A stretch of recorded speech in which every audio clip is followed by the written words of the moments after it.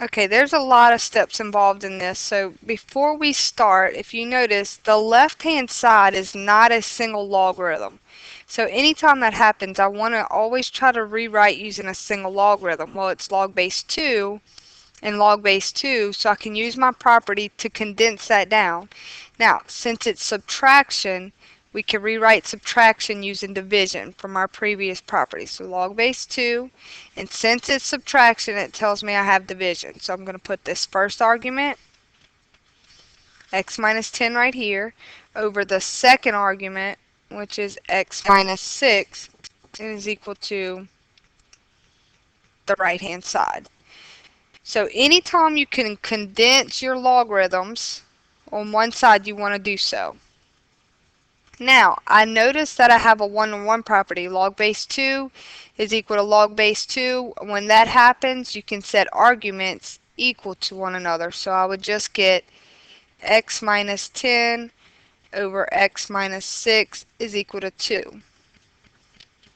When you have that one-to-one property, it's nice. Now we're just going to do some basic algebra and cross multiply this. So I'm going to say 1 times x minus 10 is just going to be x minus 10. 2 times x minus 6, I'm going to represent it, so I'll remember to distribute.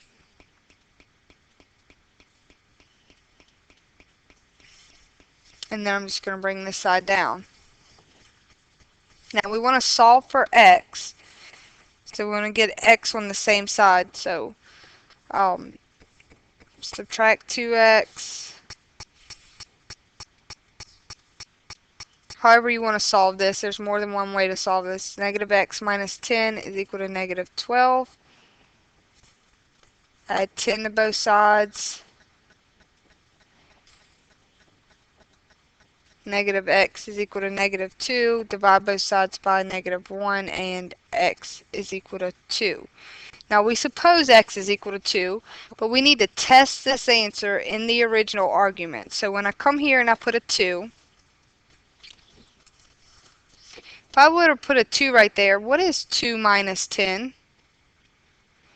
A negative 8. The fact that this is a negative and I get a negative answer right there, I can't use that answer. So what happens when the only answer we get gets restricted because it didn't work in the domain? Then our overall final answer is no solution. So when you work these problems out and you get a solution and then you test it in an argument, if any of the arguments fail, and what I mean by fail, if they are not a positive value when you simplify it, then you cannot use that answer. You cannot use that solution. Alright, practice again. A log base 10, known base 10, log known base 10. I need to condense these into one single logarithm. And since it's addition, I can rewrite using multiplication. So I'm going to say log of a known base 10 x, so I say this argument times this argument, 3x minus 13. I have a log base 10, a log base 10, so I have my one-to-one property that then says I could set this equal to this. So I would say x times 3x minus 13 is equal to 10. 3x squared minus 13x. And of course we're going to hope to try to factor this thing out. So I'm going to subtract 10.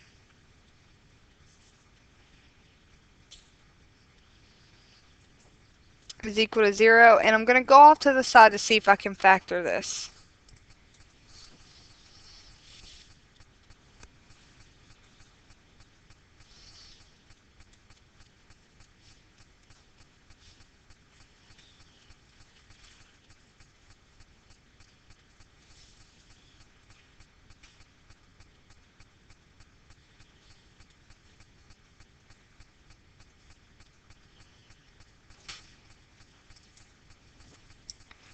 So then x is equal to 13 plus or minus.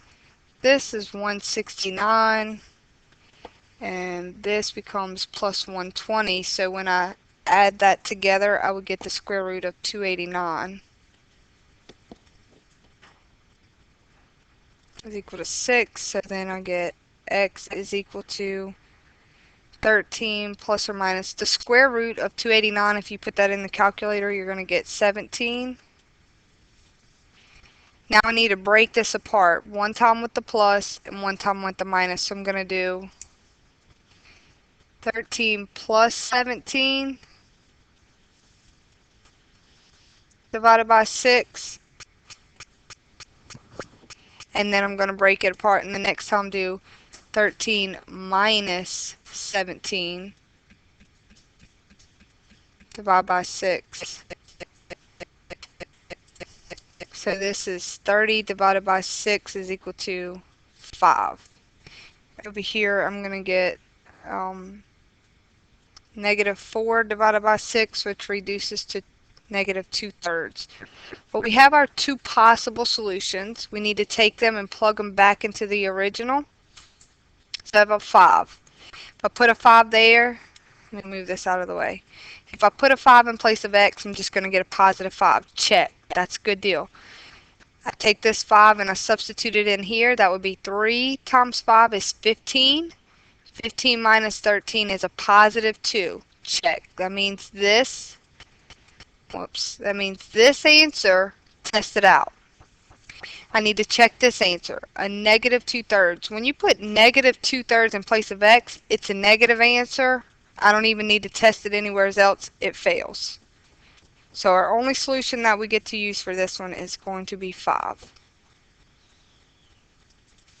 Alright, a natural log, there's a known base e, natural log, known base e, natural log, known base e. I notice that my left-hand side has 2 natural logs. I want to be able to simplify it down to 1. Because it's subtraction, I know I'm going to rewrite using division.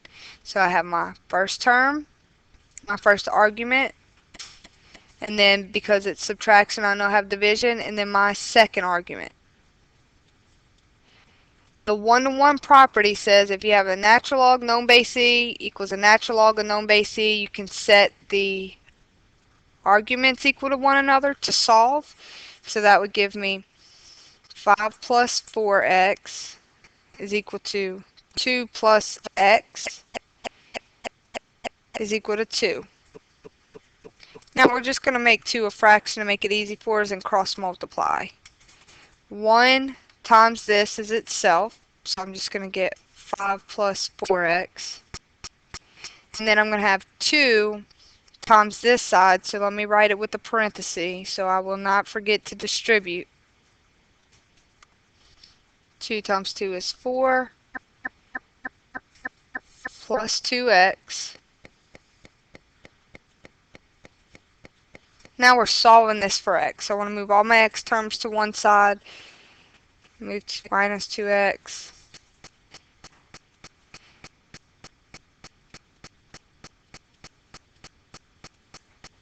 Subtract 5. 2x is equal to negative 1, and then divide both sides by 2. So x is equal to negative 1/2. Now we want to go test that. If I plug negative 1/2 back into here for x, well, let's see it since it's a fraction. So I take this 5 plus 4. Now, x, I'm going to try this. Negative 1/2. This is going to divide by 2, so I'm just going to get 2 times negative 1 is negative 2. Well, 5 plus a negative 2 is 3.